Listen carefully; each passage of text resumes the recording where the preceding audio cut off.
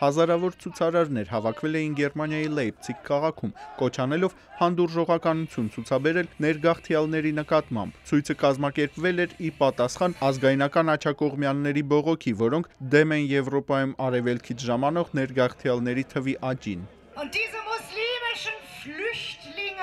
Այս մահմեդական ներգաղթյալները ընդհանրական ահաբեկչական գրոհ են սկսել գերմանացի կանանց, սպիտակ շիկահեր կանանց դեմ։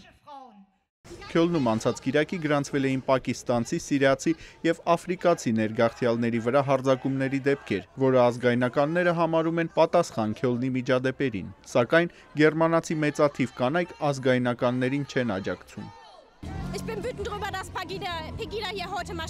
Այդ խուլիգանները կանանց իրավունքների մասին չեն էլ մտածում, նրանք հավաքվում են արտերկրացիներին ծեծելու համար։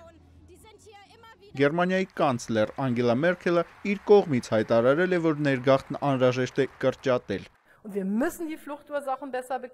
Մեզ անհրաժեշտ է պայքարել մարդկանց իրենց տներից փախչել ստիպող պատճառների դեմ։ Այդ դեպքում մենք կարող ենք այս տարի զգալի կրճատել փախստականների թիվը, քանի որ մեզ նաև անհրաժեշտ է նրանց ինտեգրել։ Քյոլնում տեղի ունեցած ահավոր դեպքերից հետո պարզ է դարձել, որ փախստականները պետք է պատրաստ լինեն հետևել մեր կանոններին և հարգել մեր արժեքները։